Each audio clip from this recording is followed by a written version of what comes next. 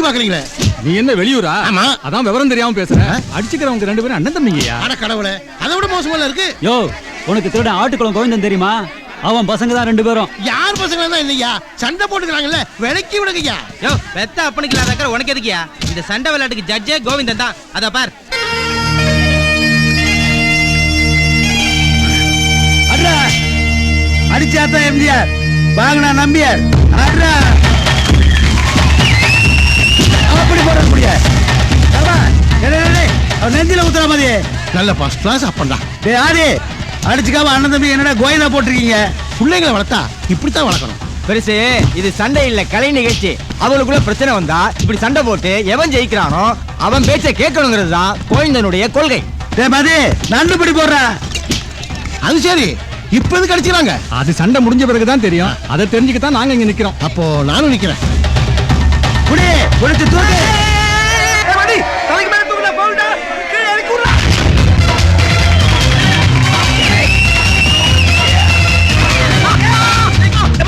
தலைக்கு மேல தூக்குறாப்பா. தைரியம் என்ன கீழ இறக்கி விடு சொல்லு. மதி, அவனை இறக்கி விட்டுடா. அப்ப நான் ஜெயிச்சேன்னு சொல்லு. அவனை தோத்துறேன்னு ஒத்துக்க சொல்லு. டேய், நீ தோத்துட்டேன்னு ஒத்துக்கடா. நீ தான் தோத்த. டேய் மதி, அவனை அப்படியே வச்சு 4 சுத்து சுத்துறா, தானா ஒத்துக்குவான். ஏய், தவ சுத்துடா. நான் தோக்குறேன், நீ ஜெயிச்சிட்ட. தூக்கி போடுற அவனை. அப்பாடா, ஒரு வழியா ஒரு பிரச்சனை முடிவுக்கு வந்துருச்சு. ஆட்ட முடிஞ்சு தெரியும் சொன்னீங்க, அவங்க வீட்டுல போயிட்டு இருக்காங்க.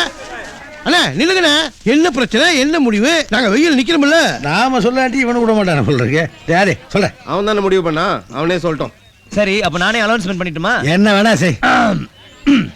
அன்பிற்கும் மரியாதைக்கும் உரிய பெரியவர்களே, தாய்மார்களே, டேய், டேய். என் இனிய... நீ உண்மை தானே பேச போற? எதுக்கு ஏமாத்திர மாதிரி ஆரம்பிக்கிற? எப்ப போல பேச? கொஞ்சம் சும்மா இருக்க மாட்டியா? 100 பேருக்கு முன்னாடி இப்படிதான் பேசினா. இதுக்கெல்லாம் 4 எடுத்து படிச்சிருக்கணும். பேஸ் பேஸ். எங்கே சண்டை நடந்தாலும் அங்கே உடனே சென்று வேடிக்கை பார்ப்பது தான் கடமையாக கொண்ட அருமை மக்களே. சிறிது சிறிதாக திருடாத குற்றத்துக்கும் போலீசாரால் கைது செய்யப்பட்டு சிறைபல கண்ட ஆட்டுக்குளன் கோவிந்தனும் அவருடைய மூத்த மகன் ஆதிகேசன் என்கின்ற ஆதி ஆகிய அண்ணனும் மதி என்று அழைக்கப்படும் அறிவு மதி ஆகிய நானும் திருடுவது குற்றம் தான் என்று ஒத்துக்கொள்கிறோம். இன்று முதல் எங்கள் நைட் டியூட்டியை நாங்கள் நிறுத்திக் கொள்கிறோம். அதாவது இன்னையிலிருந்து நானும் என் பசங்களும் திருட்டு தொழிலை நிப்பாட்டுறதுன்னு முடிவுக்கு வந்துட்டோம். இவ்வளவு நேரம் என்ன சொல்லிட்டு இருந்தேன்? இனிமே ராத்திரி நிம்மதியா தூங்கலாம், 10 நாள் தைரியமா வெளியூர் போலாம், வீட்டுல உட்கார்ந்து டிவி சீரியல் பார்த்துட்டு அழுவுறதுக்கு பதிலா ஜாலியா செகண்ட் ஷோ சினிமா பார்க்கலாம். சந்தோஷம் தானே? எல்லாரும் மஜாவர். அப்பா, நம்ம லாரி. இந்த வீட்டுக்கு நான் வந்திருக்கிறது சாதாரண மன்னிப்பு கேட்கிற விவகாரம். அங்க உன் கோபத்தை காட்டிட்டு இருக்காத, அடக்கி வாசி. நான் எதுக்கு மன்னிப்பு கேட்கணும்? அதான் அவகிட்ட என்னால முடியாது.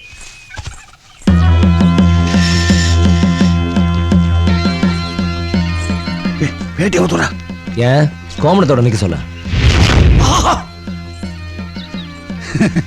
இன்னைக்கு நிச்சயம் அம்பிட்டு பயணம் நம்மள அடிக்காம போமாட்டாங்கன்னு நினைக்கிறேன். சிக்குவனா கும்பரம்மா, இன்னும் யாரையாவது அடிக்கணுமா? ஐயோ, நாங்க யாரையும் அடிக்க போறோம்? தெரியாம செஞ்ச தப்பு, அதுக்கு தான் மன்னிப்பு கேட்க இங்கேயே வந்தோம். உங்க நல்ல மனசை பத்தி சிதம்பரையா சொன்னதும் நாங்க 3 பேரும் அழுதுட்டோங்க. அதனாலதான் மன்னிப்பு கேட்க வந்திருக்கோம். பார்த்தா அப்படி தெரியலையே.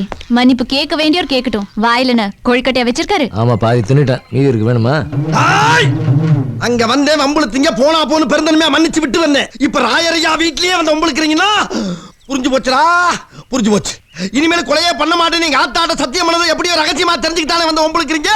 சத்தியத்தை பே கேன்சல் பண்ணி போடுடா. கேன்சல் பண்ணி விடுவேன். 7 வயசு பிள்ளையா இருக்கும் போது எங்க அப்பன்ட்ட கொலைனா என்னன்னு ஒரு ஆர்வத்துல கேட்டேன். உடனே சிவனேன்னு ரோட்ல பைக்கத்துல கூப்பிட்டு ஒரே வெட்டா வெட்டி அவன் தலையை கையில கொடுத்து இதாண்டா மகனே கொலைன்னா. அப்பேற்பட்ட வீர விளைஞ்ச மண்ணுல பிறந்த வீரனுக்கு பிறந்த வீரன்டா. கதையா சொல்லிட்டு இருக்க, கோரத்தை கொட்டாய் வருது. அங்க நடந்த சம்பவம் எக்காரணத்தை கொண்டு ராயரையாவுக்கு தெரியக்கூடாது சீதாமா என்கிட்ட கேட்டுக்கிட்டனாலதான் 3 பேர் உசுரோட இருக்கீங்க. இல்ல போங்கடா போங்கடா, போறப்ப ஏதாச்சும் பொருளை விட்டு போங்கடா, உசுரை விட்டு போயிடா பக்கிடா. வெங்காயம் அம்மா, எங்க மொத்த சொத்தை அந்த லாரி தான். அதை வச்சுதான் நாங்க கஞ்சி குடிக்கணும். எல்லாத்தையும் மனுஷன் அந்த லாரி கொடுத்து. அது முடியாது, நடக்காது, நடக்கவே நடக்காது. நீங்க எங்க லாரியை கொடுத்துட்டீங்கன்னா நாங்க இந்த ஊரை விட்டே போயிடுவோம். அவங்க பணம் கொடுக்கலன்னா நாங்க கொடுப்போம் ஜாமீன் கொடுத்துட்டு.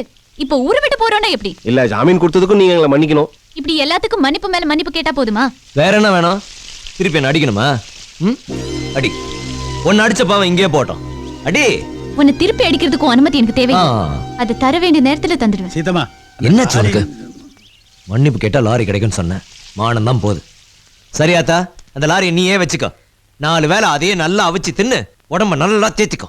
சந்தோஷம் தானே? அம்மா அந்த லாரி மன்னிப்பு கேக்குறேன்னு சொல்லிட்டு வளைஞ்சு குளிஞ்சு கடைசியில உடஞ்சே போயிட்டீங்க. வாங்க, உங்க பேச்ச கேட்டு நான் வந்த பாரு. லாரிக்கார என்ன லாரி? சீதாவா தாயா பழி வாங்கிட்டாங்க அம்மா. நீ கொடுத்ததான் திருப்பி கொடுத்தேன். என்ன புறப்படாது? ஜாக்கி ஜான் தங்கச்சி இருப்பா போல இருக்க. அவன் பெரியம்மா பொண்ணாவது இருக்கும். அம்மா பிச்சுட்டீங்க பிச்சு. அம்மா அம்மா ராயரையா வராருமா. புடிச்சு காலை ஓடச்சு அமுக்க சொல்லுகிற குடும்பம் அது எப்படி ஒத்துக்கும்பா, அது எப்படி அமுக்கும்பா. ஓ ஏய், ஆமா எலி, அந்த ராயருக்கும் உனக்கு என்னடா லிங்க்? அத ஏன் கேக்குறீங்க? அது ஒரு பெரிய காதல் கதை. சொல்லு. எங்க அக்கா மக அரக்கானுக்கு ஏமல உசுரு, அவன் வைக்கிற மீன் குழம்பு மேல எனக்கு உசுரு. ஒரு நாள் சோத்தை போட்டு வச்சுட்டு மீன் வாங்க போனவே ரெக்கார்டா மாத்திரா. ஒரே அடியா லாரில அடிபட்டு போயிட்டாங்க. அப்புறம் என்னாச்சு? அப்புறம் மீனுக்கு எங்க போறது? வீட்டுல இந்த ஊறுகாய வச்சுக்கிட்டு அட்ஜஸ்ட் பண்ணி சாப்பிட்டேன். Just miss.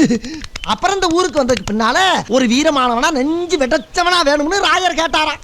புலிப்பாண்டின்னு என் பேரை கேள்விப்பட்டவொடனே அவரோட ஆளுங்கெல்லாம் வந்து என்ன பொசுக்குன்னு அள்ளிட்டு போயிட்டாங்க.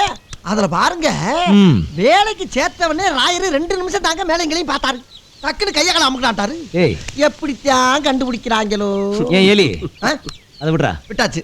அந்த ராயர் பொண்ணு விடுறா. அது என்ன அவ்வளவு அக்கறையா விசாரிக்கிற? நீ சொல்ற. அது ரொம்ப தங்கமான பொண்ணுங்க. ஆ. என்ன இது ஒரு கெட்ட வழக்கம்? யார் மேல கோவப்பட்டாலும் என்ன தூக்கி போட்டு அடிக்கும். சூப்பர். இப்படித்தான் ஒரு நாள் அடிக்கிறப்ப இந்த மருவு பிச்சுக்கிட்டு போயிருச்சு. அப்ப இது இது 4 முடிய புடிங்கி உருட்டி வச்சு ஓட்டிக்கிட்டு இருக்கேன். வெக்கமா இல்ல? என்ன வெக்கம்?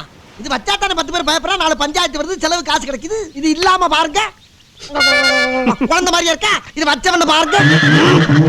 நீங்களே பயப்படுறீங்களா? இவன் பேர் எலின்னு மாத்துனது தப்பே இல்லடா.